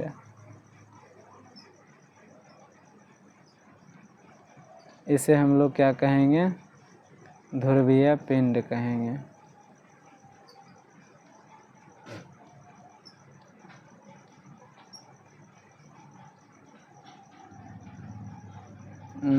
अनुस्वार नहीं होगा क्या, हाँ चलिए हो गया। तो इसे कहेंगे प्राथमिक ध्रुवीय पिंड। और फिर जब द्वितीयक अंडप होती है, इसमें भी अर्धसूत्री द्वितीय विभाजन होता है, तो उससे जो कोशिका बनता है इसी को हम लोग दोस्तों अंड या फिर दिमाग खराब हो जाता है, इसी को दोस्तों हम लोग अंड या अंडाणु कहते हैं। अब इस प्रकार लिख लेंगे। अंड या इसी को हम लोग क्या कहते हैं अंडाणु। और फिर से यहाँ पे जो कोशिका बनता है वो क्या होता है ध्रुवीय पिंड। तो एक बार जो होता है प्राथमिक ध्रुवीय पिंड बनता है और एक बार द्वितीय ध्रुवीय पिंड। तो इस प्रकार महिलाओं में आप देखिएगा कि एक मातृ कोशिका जो होती है उससे केवल एक ही अंडाणु का निर्माण होता है। तो ये बात भी आपको क्या करना है ध्यान रखना है। अब एक और चीज़ हम आपको समझा देते हैं। तो ये हुआ अंडाणु जनन के बारे में। अब चलिए आगे देखते हैं, आगे की स्लाइड में समझेंगे। तो निषेचन ऑलरेडी हम दोस्तों आपको बता रखे हैं कि निषेचन क्या होता है, और अंतररोपण इम्प्लांटेशन भी हम आपको बता रखे हैं। आरोपण को ही अंतररोपण कहते हैं। तो जब शुक्राणु और अंडाणु आपस में मिलकर युग्मनज बनाते हैं, और ये कहाँ बनाते हैं तो फैलोपियन ट्यूब यानी अंडवाहिनी में। तो इसे हम लोग क्या कहते हैं दोस्तों, तो इसे हम लोग कहते हैं निषेचन। और निषेचित जायगोट जो होता है वो विभाजित होकर एक संरचना बनाती है जिसका नाम क्या था दोस्तों ब्लास्टोसिस्ट, जिसका दोस्तों क्या नाम था ब्लास्टोसिस्ट, जो कि मोरुला के बाद बना था। यही ब्लास्टोसिस्ट जब गर्भाशय की भित्ति से दीवार से जुड़ती है तो उसी को आरोपण या इम्प्लांटेशन कहते हैं। ये तो हम समझा दिए थे। अब यहाँ पे देखिए इम्प्लांटेशन के बाद गर्भावस्था होता है जिसे प्रेगनेंसी बोलते हैं, या इसी को दोस्तों सगर्भता भी बोला जाता है। इसी को दोस्तों क्या बोला जाता है सगर्भता भी बोला जाता है। तो सगर्भता होती है 9 महीने 5 दिन की। उसमें जो होता है भ्रूण का पूर्ण क्या होता है विकास होता है। तो उसमें आप अपरा के बारे में समझते हैं कि अपरा क्या होता है, जो कि हम आपको बताए थे प्लेसेंटा या भ्रूण और ये गर्भाशय की आंतरिक भित्ति अपरा के द्वारा ही आपस में जुड़ी होती है। तो माँ और भ्रूण के बीच जो पोषक तत्वों का आदान प्रदान करती है उस संरचना को ही कहते हैं अपरा। न सिर्फ पोषक पदार्थों का बल्कि अपरा के अवशिष्टों को भ्रूण के अवशिष्टों को, ये क्या है ये भ्रूण है और ये माँ का गर्भाशय है, तो भ्रूण के अपशिष्ट पदार्थों को भी अपरा ही मम्मी तक पहुँचाती है। और उसके बाद गर्भकाल के बारे में हम बताएं कि लगभग ये 9 महीने की होती है या फिर 9 महीने 8 दिन की होती है। एग्जैक्ट अगर 9 आप देखिएगा तो 9.5 मंथ यानी 9 महीने 5 दिन की जो है सगर्भता होती है। चलिए आगे बढ़ते हैं। अब हमने देखा कि जो बच्चे का क्या निर्माण हो जाता है, वो बच्चे का क्या, अगर भ्रूण का विकास हो जाता है 9 महीने 5 दिन तो वो फिर योनि मार्ग के द्वारा शरीर से बाहर निकलती है, यानी शिशु का जन्म होता है, जिसे कि हम लोग पोस्चुरेशन या प्रसव कहते हैं। यहाँ एक चीज़ महत्वपूर्ण है ऑक्सीटोसिन। ऑक्सीटोसिन हार्मोन जो है यही जो है उस महिला में प्रसव क्रिया की शुरुआत करता है। तो जब भी कोई स्त्री जो है बच्चे को जन्म देने वाली होती है तो उसको जो है ऑक्सीटोसिन का इंजेक्शन डॉक्टर के द्वारा दे दिया जाता है। ये इंजेक्शन जो है गर्भाशय की जो भित्ति है उसमें हलचल मचा देती है ताकि क्या हो सके प्रसव हो सके। अब हम यहाँ पे एक चीज़ समझते हैं जो कि है दोस्तों मासिक चक्र। देखिए हम लोगों को पता है कि अंडाशय के अंदर अंडाणु का निर्माण होती है। चलिए दोस्तों एक ही हम लोग बनाते हैं। तो अंडाशय के अंदर अंडाणु का निर्माण होती है जो कि कहाँ जाती है अंडवाहिनी में। अब धीरे धीरे ये एम्पुला क्षेत्र में भी रहती है जहाँ पे इसका क्या होता है दोस्तों निषेचन होता है। अब देखिए दोस्तों अगर इसका निषेचन नहीं होता है तो फिर गर्भाशय की जो आंतरिक भित्ति हम आपको बताए एंडोमेट्रियम वो और ये अनिषेचित अंडाणु जो है ये दोनों टूट जाती है और योनि के द्वारा बाहर निकलती है। इसे ही दोस्तों हम लोग क्या कहते हैं तो मासिक चक्र कहते हैं। इसे ही दोस्तों हम लोग क्या कहते हैं मासिक चक्र कहते हैं। ये प्रत्येक 28 दिन में होता है। ये प्रत्येक कितने दिन में होता है 28 दिन में। अब ये मासिक चक्र में देखिए क्या होता है, शुरुआती दौर में ये 3 से 5 दिन तक ब्लड निकलते रहता है। उसके बाद देखिएगा जब फिर से 14वें दिन होता है मासिक चक्र का तो इसी अंडाशय से या फिर इधर वाले अंडाशय में हम लोग आ जाते हैं क्योंकि 28 दिन पर ये दोनों अलग होगा। तो यहाँ पर जो अंडाशय है इस वाले अंडाशय से देखिए जैसे यहाँ पे एक चीज़ आप लोग समझिए कि जैसे यहाँ पे क्या हो गया मासिक चक्र हो रहा है, तो मासिक चक्र होते हुए 3 से 5 दिन तक क्या होता है, ब्लड निकलते रहता है। उसके बाद जब 14वें दिन आता है तो फिर से दूसरे वाले जो अंडाशय है, इससे अंडाशय से क्या निकल जाता है, अंडाणु, और दूसरे फाइलोपियन ट्यूब में आता है। और इस दोस्तों क्रिया का नाम हम लोग जानते हैं क्या होता है। इस क्रिया का नाम दोस्तों होता है इस क्रिया का नाम होता है अंडोत्सर्ग, जो कि हम लोग जानते हैं। इस क्रिया को हम लोग क्या कहते हैं दोस्तों, अंडोत्सर्ग कहते हैं। तो अंडोत्सर्ग में जो है फीमेल के बॉडी में एक हार्मोन होता है LH हार्मोन, ये बहुत मदद करता है। यानी मेंस के 14वें दिन LH हार्मोन उसके शरीर में बहुत ज़्यादा होता है, जिसके कारण अंडाशय से जो है अंडाणु निकलकर अंडवाहिनी में जाती है, यानी अंडोत्सर्ग होती है। उसके बाद फिर से ये भी अंडाणु कहाँ पर वेट करती है, एम्पुला क्षेत्र में। और अगर एम्पुला क्षेत्र में निषेचन नहीं होता है तो 28वें दिन ये भी क्या होती है, एंडोमेट्रियम की भित्ति के साथ जो है योनि के द्वारा रक्त के साथ बाहर निकलती है। और कब तक निकलती है, तो 3 से 5 दिन तक। तो इसी प्रकार का चक्र दोस्तों चलते रहता है। आइए इसी चीज़ को हम लोग आगे समझने का प्रयास करते हैं। तो अभी जो आपने देखा उसी के बारे में यहाँ है कि सबसे पहले देखिए, मासिक चक्र में जितनी भी क्रियाएं होती है उसको 4 भाग में हम लोग बांटते हैं, जिसमें पहला भाग है आवर्त प्रावस्था, जिसे हम लोग जो कि 1 दिन से कहाँ तक, जो कि नॉर्मली 3 दिन में भी ख़त्म हो सकता है और 5 दिन में भी। तो प्रथम दिन से, मेंस के प्रथम दिन से लेकर 5वें दिन को हम लोग आवर्त चक्र कहते हैं।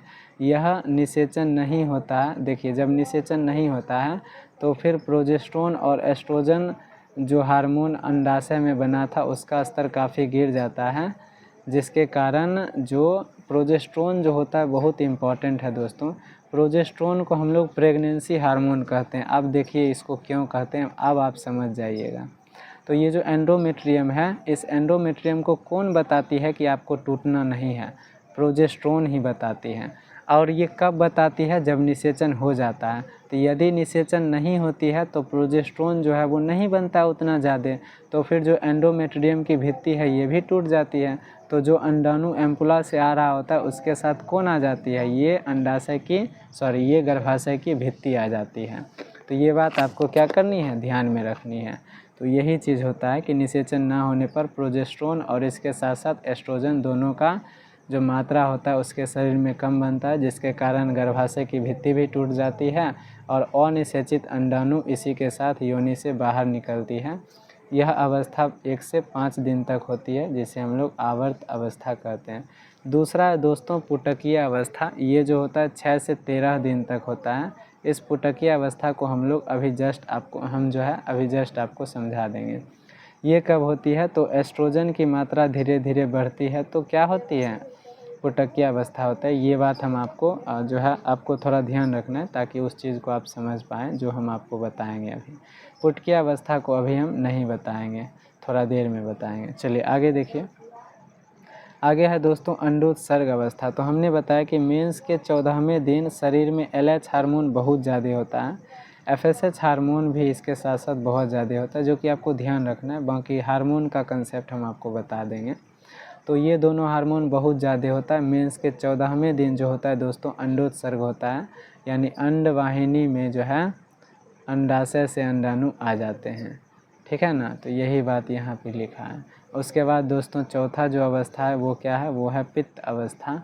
तो ये पित्त अवस्था क्या है, तो एक्चुअली एक संरचना होती है जिसको हम लोग कॉर्पस ल्यूटियम कहते हैं। इसी से एक हार्मोन निकलता है जिसको कि हम प्रेगनेंसी हार्मोन बोले थे, वो क्या था, प्रोजेस्टेरोन था। तो ये प्रोजेस्टेरोन निकलती है जो कि गर्भाशय को गर्भधारण जो है, अगर मान लीजिए निषेचन नहीं हुआ तो गर्भधारण नहीं होता है, तो ये हार्मोन धीरे धीरे कम होने लगती है। तो वही बात यहाँ पे लिखा गया। अब चलिए इस चीज़ को समझने के लिए हम आपको इस स्लाइड पर सारी की सारी जो बातें हैं वो अच्छे से समझा देते हैं। अब देखिए हम लोग देखते हैं अंडाशय के अंदर की संरचना। तो अंडाशय में दोस्तों पहले तो ये क्या है, ये कुछ रक्त नलिकाएँ हैं। अब देखिए अंडाशय में क्या होती है, तो अंडाणु मातृ कोशिका होती है। इसी मातृ कोशिका से प्राथमिक अंडक बनता है और प्राथमिक अंडक से दोस्तों क्या बनता है, द्वितीयक अंडक, और द्वितीयक अंडक से दोस्तों क्या बनता है, यही द्वितीयक अंडक जो है वो अंडाशय से बाहर निकलती है, जिसे हम लोग अंडोत्सर्ग कहते हैं। और ये बाहर निकल कर कहाँ जाती है दोस्तों? तो ये बाहर निकल कर जाती है अंडवाहिनी में। देखिए यहाँ पे हम थोड़ा सा आपको फिगर भी बता देते हैं बना के, ताकि आप जो है रिलेट कर पाओ। तो देखिए यहाँ पे अंडाशय है, तो अंडाशय से जो अंडाणु बाहर निकला वही अंडाणु कहाँ आ रहा है? यहाँ पे आ रहा है, अंडवाहिनी में आ रहा है। तो ये यहीं से आ रहा है, यहाँ से जो अंडाणु है वो इधर आ रहा है। अब हमने आपको बताया कि उसमें हम लोग जो जब पढ़ रहे थे अंड जनन या फिर अंडाणु जनन, तो अंड जनन या अंडाणु जनन में ही हम आपको जो है पढ़ा रहे थे। क्या पढ़ा रहे थे? कि अंडाणु मातृ कोशिका वृद्धि करके प्राथमिक अंडाणु कोशिका बनाती है। फिर प्राथमिक अंडाणु कोशिका में दोस्तों जो है अर्धसूत्री प्रथम होता है, जिससे द्वितीयक अंडाणु कोशिका बनती है। और द्वितीयक अंडाणु कोशिका में अर्धसूत्री द्वितीय विभाजन होता है, जिससे अंडाणु बनता है। तो अभी तक हम लोग यहीं पढ़ें कि द्वितीयक अंडाणु कोशिका जो बनती है, इसी को हम लोग द्वितीयक अंडक कहते हैं, जो कि ये है। अब जब ये शुक्राणु इसको मिल जाता है, यानी शुक्राणु को जब ये देखती है, तो द्वितीयक अंडक से क्या बन जाता है? अंडाणु। अन्यथा जो है जितना भी मेंस होता है, मेंस में अंडाणु न गिर के क्या गिरता है? द्वितीयक अंडक ही गिरता है। ये बात आपको क्या करना है? ध्यान में रखना। अब यहाँ पे हम लोग समझते हैं। तो ये मातृ कोशिका है, मातृ कोशिका से क्या बना? तो ये प्राथमिक अंडक। तो जब वो लड़की या फिर मादा भ्रूण अवस्था में ही रहती है, किस अवस्था में? भ्रूण अवस्था में ही रहती है, उसी समय उसके शरीर में क्या होता है? तो मातृ कोशिका होता है। और वो धीरे धीरे जब उस बच्ची का क्या हो जाता है दोस्तों? जन्म हो जाता है। तो जन्म होता है तो उसके शरीर में बहुत सारा क्या बना हुआ रहता है? तो प्राथमिक अंडक बना रहता है। अब मेंस तो शुरू होता है कब दोस्तों? मेंस शुरू होता है किशोरावस्था में। तो प्राथमिक अंडक बना रहता है कब? जब उस बच्ची का जन्म होता है। तो यही प्राथमिक अंडक अपना रूप आकार बदलते रहता है कब तक? तो एक अवस्था तक। और उस अवस्था को हम लोग कहते हैं किशोरावस्था। किशोरावस्था में ये जो अंडक है, ये किस रूप में, प्राथमिक अंडक किस अवस्था में बदल जाता है? तो द्वितीयक अंडक की अवस्था में बदल जाता है। प्राथमिक अंडक जो है दोस्तों, वो कब द्वितीयक अंडक में बदल जाता है? तो ये बात आपको ध्यान रखना है। प्राथमिक अंडक कब द्वितीयक अंडक में बदलता है? जब प्राथमिक अंडक जो है दोस्तों, जब जो है लड़की किस अवस्था में आती है दोस्तों? किशोरावस्था में। यानी जब उसका एज 12 साल से 15 साल के बीच होता है, तब जो होता है एक्चुअली ये प्राथमिक अंडक। तो इस बीच में यानी जन्म से लेकर किशोरावस्था में क्या होता है? यही प्राथमिक अंडक के ऊपर एक आवरण बनता है। तो इसको कहते हैं दोस्तों हम लोग प्राथमिक, इसको हम लोग कहते हैं दोस्तों प्राथमिक पुटक। इसको हम लोग क्या कहते हैं? प्राथमिक पुटक। अब जब इसी प्राथमिक अंडक के ऊपर दोस्तों 2 आवरण बन जाता है, तो उसे हम लोग दोस्तों कहते हैं द्वितीयक पुटक। द्वितीयक पुटक। और जब ये द्वितीयक अंडक होता है, उस स्थिति में इसके ऊपर 3 आवरण होता है, तो इसको हम लोग दोस्तों कहते हैं तृतीयक पुटक। इसको हम लोग क्या कहते हैं? तो तृतीयक पुटक कहते हैं। तो यही होता है दोस्तों पुटकीय अवस्था। ये भी मेंस का ही एक अवस्था है, इसे हम लोग क्या कहते हैं? पुटकीय अवस्था। ये मेंस के जो होते हैं दोस्तों 5वें यानी 6ठे दिन से 13 दिन के बीच की अवस्था है। फिर 14वें दिन में ये तृतीयक पुटक जो है धीरे धीरे एक और आवरण का निर्माण करते हैं, जिसे दोस्तों हम लोग क्या कहते हैं? उसे हम लोग कहते हैं ग्राफियन पुटक। ग्राफियन पुटक।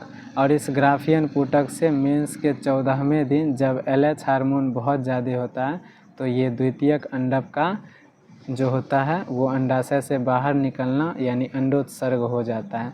तो यही अवस्था आपको ध्यान रखना है। ये जो है ये अंडाशय की अनुप्रस्थ काट की संरचना है। इतना अगर आप बना देते हैं तो आपको 2 नंबर मिल जाएगा। इसको भी स्क्रीनशॉट कर लीजिएगा। तो अब चलिए इसको हम लोग समझ लेते हैं। अब ये जो मेंस वाला कंसेप्ट है यानी आवर्त चक्र, वो पूरा आपको समझ में आ जाएगा। तो यहाँ पे हम लोग देखते हैं। तो सबसे पहले तो आप देखें कि 1 से 5 दिन तक जो है स्राव चलते रहता है। दूसरा ये पुटकीय अवस्था अब आपको समझ में आएगा। 6 से 13 दिन तक जो है वो प्राथमिक पुटक से क्या ग्राफियन पुटक तक बदलता है, उसी को हम लोग क्या कहते हैं, पुटकीय अवस्था कहते हैं। ये किसके कारण होता है, तो एस्ट्रोजन हार्मोन के कारण होता है। एस्ट्रोजन, प्रोजेस्टेरोन, ये सारे हार्मोन कहाँ से निकलते हैं, तो कहाँ से निकलते हैं, मादा के अंडाशय से निकलते हैं। उसके बाद दोस्तों 14वें दिन अंडोत्सर्ग होता है। और पित्त अवस्था के बारे में आप क्या जानते हैं कि देखिए उसी समय जो है, एक सेकेंड, यहाँ देखिए, जो आपने देखा कि अंडाशय में ये तो क्या है, रक्त नलिकाएं हैं, मातृ कोशिका, फिर प्राथमिक अंडक, फिर प्राथमिक अंडक के बाद प्राथमिक पुटक, उसके बाद द्वितीयक पुटक, उसके बाद तृतीयक पुटक और उसके बाद ग्राफियन पुटक। तो ग्राफियन पुटक जब फटती है तब न द्वितीयक अंडक इससे क्या होती है, बाहर निकलती है। इसमें भी द्वितीयक अंडक है, ग्राफियन पुटक में भी, ठीक है। तो ये प्राथमिक पुटक, द्वितीयक पुटक, तृतीयक पुटक और ये है दोस्तों ग्राफियन पुटक।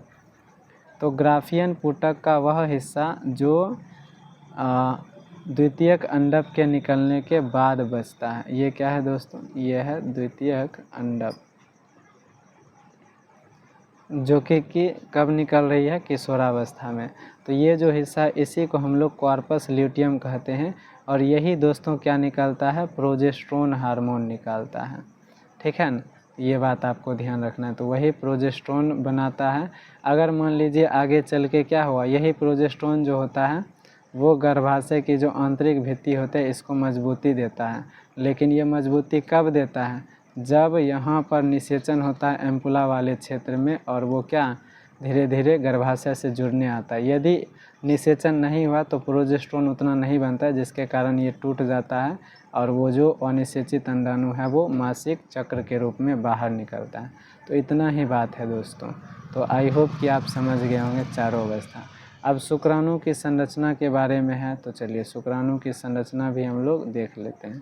तो दोस्तों शुक्राणु की संरचना अगर हम लोग देखें तो शुक्राणु की संरचना में मुख्य रूप से 3 हिस्से होते हैं। पहला होता है दोस्तों इसका सिर।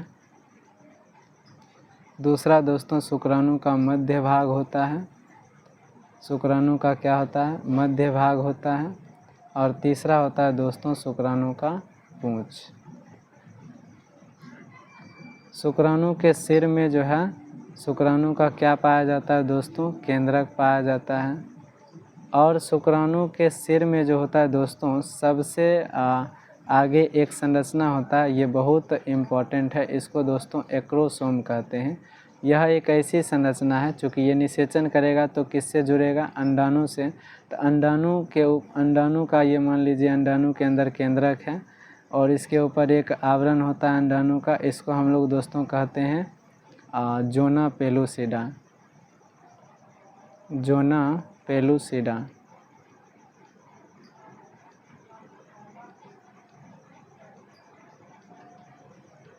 इसको हम लोग जोना पेलुसिडा कहते हैं। जोना पेलुसिडा के बाद अंडाणु के ऊपर एक और आवरण होता है जिसे हम लोग दोस्तों कहते हैं कोरोना रेडिएटा, कोरोना रेडिएटा। तो यहीं से हम शॉर्ट में लिख दे रहे हैं, कोरोना रेडिएटा कहते हैं। तो कोरोना रेडिएटा और जोना पेलुसिडा को तोड़ने का काम कौन करता है, तो एक्रोसोम करता है। अब इसके मध्य भाग में दोस्तों बहुत सारा क्या होता है, माइटोकॉन्ड्रिया होता है। माइटोकॉन्ड्रिया किसी कोशिका का एक ऐसा हिस्सा है जो कि उसमें किसका निर्माण करता है, एटीपी का निर्माण करता है, यानी ऊर्जा का निर्माण करता है। तो ये ऊर्जा क्यों बनाता है, तो क्योंकि आपको पता है शुक्राणु को कहाँ से जाना है, योनि से होकर फैलोपियन ट्यूब के एम्पुला वाले क्षेत्र तक जाना है। तो ये अपने पूंछ में गति के द्वारा ही वहाँ तक पहुँचता है। तो चूँकि गति करता है तो उसको ऊर्जा चाहिए, तो वो ऊर्जा उसको कहाँ से मिल जाता है, शुक्राणु के मध्य हिस्सा से मिल जाता है, क्योंकि उसमें बहुत सारे क्या होते हैं, माइटोकॉन्ड्रिया होते हैं। तो इस प्रकार आप शुक्राणु के संरचना को बना सकते हैं और इस प्रकार अंडाणु के संरचना को भी बना सकते हैं। ये अंडाणु का क्या है दोस्तों, केंद्रक है।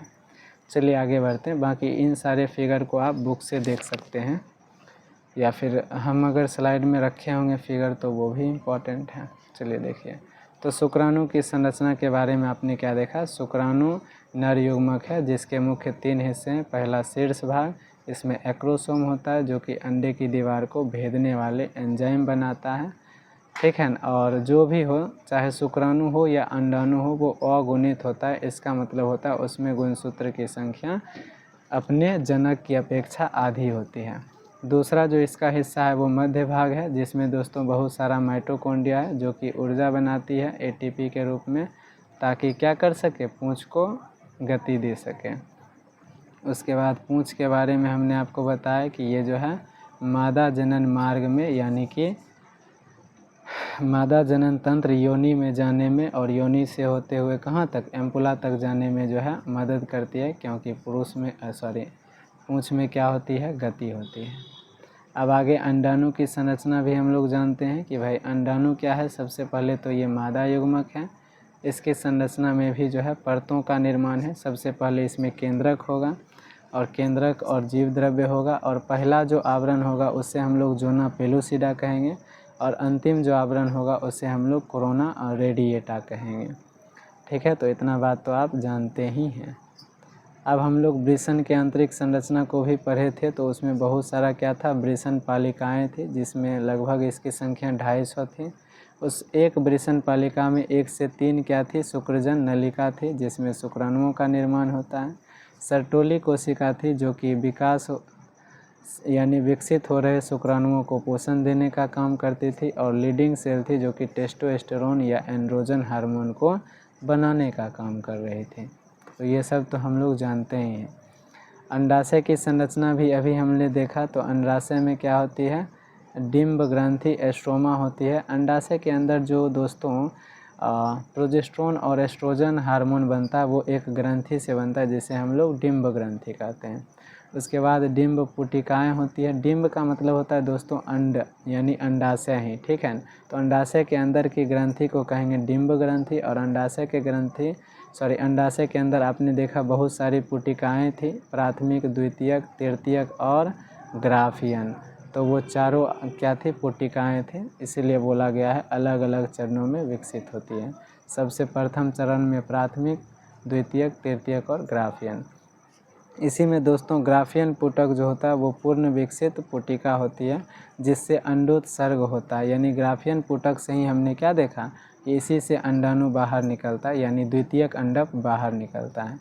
और इसी का जो जब निकल जाता है तो ग्राफियन पुटक का जो छिलका वाला हिस्सा होता है वो क्या होता है, कॉर्पस ल्यूटियम, जो कि क्या निकालता है, प्रोजेस्टेरोन। तो वो बात यहाँ पे लिखा हुआ है। चलिए उसके बाद हम लोग थोड़ा सा दुग्ध स्रावन की बात करते हैं। तो जब बच्चे का जन्म हो जाता है तो उसकी माँ के स्तन में जो है, स्तन ग्रंथियों में दूध का निर्माण होने लगता है, उससे ही दुग्ध स्रवण कहते हैं, ठीक है। तो गर्भावस्था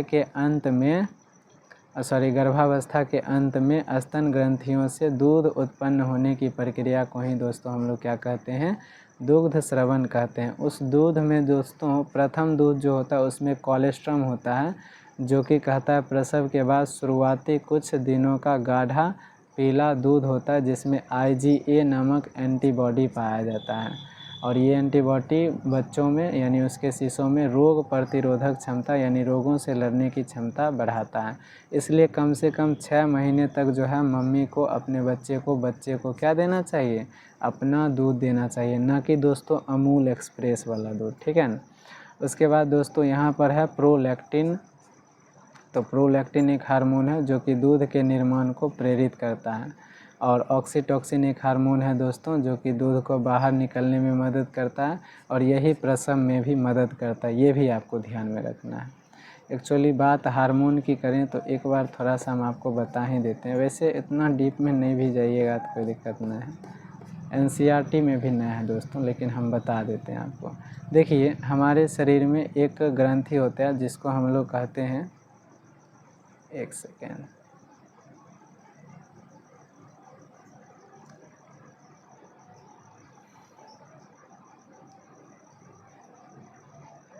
तो यहाँ पे जो है एक तो अग्र पीयूष ग्रंथि और एक होता है थायराइड ग्रंथि। थायराइड, तो देखिए थायराइड होता है या थाइमस ग्रंथि होता है, इसको आप लोग एक बार चेक कर लीजिएगा तो बुक से। तो देखिए थायराइड ग्रंथि जो होता है इससे क्या निकलता है, एक हार्मोन निकलता है GnRH, जिसको गोनेडोट्रोपिन रिलीजिंग हार्मोन बोलते हैं। ये हार्मोन जो होता है हमारे मस्तिष्क के एक जो होता है ग्रंथि पर काम करता है और उससे जो है 2 प्रकार के हार्मोन निकलवाता है, LH दोस्तों और FSH दोस्तों, ठीक है न। ये दोनों पुरुष में जो होते हैं ये दोनों हार्मोन वृषण के ऊपर काम करते हैं और मादा में ये दोनों हार्मोन कहाँ पर काम करते हैं, तो अंडाशय के ऊपर काम करते हैं। तो जब ये दोनों कहाँ काम करते हैं, वृषण में, तो वृषण से टेस्टोस्टेरोन का स्राव करवाते हैं, टेस्टोस्टेरोन का स्राव करवाते हैं। और जो होता है दोस्तों ये जब कहाँ काम करती है, अंडाशय में, तो अंडाशय से 3 हार्मोन, एक तो एस्ट्रोजन हार्मोन है, एक तो क्या है एस्ट्रोजन हार्मोन, दूसरा जो है दोस्तों प्रोजेस्टेरोन हार्मोन है, एस्ट्रोजन हार्मोन और प्रोजेस्टेरोन हार्मोन, ठीक है न। यही दोनों हार्मोन का स्राव करवाती है, तो ये बात आपको ध्यान रखना है। अब देखिएगा थायराइड से ही एक और हार्मोन निकलता है जिसको कि हम बताए थे ऑक्सीटोसिन, जो कि पश्च मस्तिष्क में, कहाँ पर, पश्च मस्तिष्क में पश्च पीयूष ग्रंथि में जमा रहती है। तो ये बात आपको ध्यान रखना है, ठीक है ना। बाकी ये क्या है नहीं है इसके बारे में आप ज़्यादा दिमाग नहीं लगाइए, 1 घंटा में वैसे भी रिवीजन क्लास में कितना हम बताएं आपको। चलिए दोस्तों अब हम कुछ क्वेश्चन कर लेते हैं। तो सबसे पहले जो है पहला क्वेश्चन हम लोगों का कहता है निम्न जो है नर युग्मक यानी मेल जो है गैमीट क्या है, तो मेल गैमीट क्या होता है, शुक्राणु, और एक्ट्रोसोम क्या होता है, शुक्राणु का शीर्ष भाग में होता है जो कि अंडाणु को भेदने का काम करता है। कॉर्पस लुटियम दोस्तों किसका स्राव करता है, प्रोजेस्टेरोन हार्मोन का स्राव करता है। और अंडोत्सर्ग में कौन अंडोत्सर्ग में मदद करता है सबसे ज़्यादा, तो LH हार्मोन, ठीक है ना। तो ये बात आपको ध्यान रखना है। हाँ उसमें थोड़ा सा FSH भी होता है, तो अगर ऐसा ऑप्शन हो तो आप क्या लगा सकते हैं, बोथ A एंड B। बाकी सबसे ज़्यादा कौन मदद करता है, तो LH। चलिए दोस्तों उसके बाद कुछ लघुत्तरीय क्वेश्चन देखते हैं। तो सबसे पहले शुक्राणु जनन और अंड जनन के बारे में है, तो इसके बारे में 2 अंतर बता दीजिएगा। शुक्राणु जनन शुक्राणु का निर्माण करता है और अंड जनन अंडाणु का निर्माण करता है। और ये होता है किशोरावस्था में शुरू, और ये कब शुरू होता है, तो भ्रूण अवस्था में ही शुरू हो जाता है। अब ये कोलेस्ट्रॉम क्या है, तो पहला दूध मम्मी का प्रसव के बाद जो है प्रथम दूध, जिसमें IgA नामक क्या होता है दोस्तों, एंटीबायोटिक, जो कि बच्चों में क्या करता है, रोग प्रतिरोधक क्षमता लाता है। तो यही इसका महत्व भी है। उसके बाद सर्टोली कोशिका हमने बताया, इसका काम है शुक्राणुओं को पोषण देना। अपरा के 2 कार्य क्या हैं, प्रथम कार्य है कि माता से भ्रूण तक पोषण देना, और दूसरा कार्य है भ्रूण के अपशिष्ट पदार्थ को मां तक लेकर आना। लीडिंग कोशिका क्या स्रावित करती है, तो लीडिंग कोशिका जो है टेस्टोस्टेरोन नामक हार्मोन स्रावित करते हैं। चलिए दोस्तों आगे हम लोग देखते हैं। तो आगे ये लॉन्ग टाइप क्वेश्चन है, तो इसके बारे में देख लीजिए। पहला है मानव शुक्र जनन की प्रक्रिया को समझाएं। तो इसको तो पूरे अच्छे से आपको बताना है कि ये वृषण में होती है और शुक्रजन नलिका में होती है। और इसमें जो है ये सारे अप्रवस्थाओं को आप नहीं लिखिएगा, आपको जैसे हम बताए थे उसी चीज़ को अच्छे से लिखना है कि भाई मातृ कोशिका वृद्धि करके प्राथमिक शुक्राणु कोशिका बनाती है, प्राथमिक शुक्राणु कोशिका से क्या बनती है, द्वितीयक शुक्राणु कोशिका, और फिर द्वितीयक शुक्राणु कोशिका में भी अर्धसूत्री द्वितीय विभाजन होता है, तो शुक्राणु प्रसु बनती है, जो कि आगे चल के दोस्तों शुक्राणु का निर्माण करती है। इतना ही बात लिखना है, बाकी इस सब में कुछ नहीं लिखना है। मादा जनन तंत्र के बारे में विस्तार से पूछ रहा है, तो मादा जनन तंत्र तो हम बताए ही थे। प्राथमिक अंग क्या होता है, अंडाशय, ये भी आप जानते हैं, और सहायक ग्रंथि में अंडवाहिनी होता है। और क्या होता है ये सब आप नहीं भी लिखिएगा, फिगर जैसे हम बताए हैं वैसे बना लीजिएगा तो बहुत हो गया। और आवर्त चक्र के बारे में दोस्तों हम बहुत डिटेल से अभी हम बताए थे आपको ये चारों अवस्था के बारे में, तो बस वही चीज़ है। आई होप कि ये क्लियर ही होगा। और वृषण के अनुप्रस्थ काट को भी हम समझाए थे, ये सब बात कुछ नहीं लिखना है, जितना हम आपको बताएं कि वृषण होता है और वृषण के अंदर क्या होता है दोस्तों, बहुत सारा वृषण पालिका, अप्रॉक्सीमेटली कितना 250, और इसके अंदर शुक्रजन नलिका शुक्रजन नलिका बाहर निकलती है तो ये अधिवृषण। इतना ही बात आपको अच्छे से लिख के आना है। बाकी बहुत सारी चीज़ें होती है, ये बाहर निकलता है, रेडियल टेस्टिस होता है, वो है कि नहीं, बहुत चीज़ होता है। जितना हम बताएं उतना आप बना लीजिएगा, बहुत हो गया। तो चलिए दोस्तों, इसी के साथ आपके इस चैप्टर को करते हैं हम समाप्त। Thank you very much for watching this video and this is my details, this is my calling number, you can call me और we can WhatsApp me your queries and this is my address, offline address, that is Saraswati Gyan Sangam. ये किसी location का नाम नहीं है, ये एक coaching संस्थान का नाम है जिसमें मैं एज ए प्रिंसिपल काम करता हूँ। और ये आपका प्यारा सा है YouTube channel, that is Kumar Chitrasen sir. Okay, आप लोगों को जो है कमेंट ज़रूर करना है दोस्तों, कमेंट का बहुत वेट करते हैं हम। तो कमेंट कीजिएगा कि आपको ये लेक्चर कैसा लगा। बाकी मिलते हैं आप लोगों से नेक्स्ट एपिसोड में, तब तक के लिए जो दोस्तों, जय हिंद, जय भारत।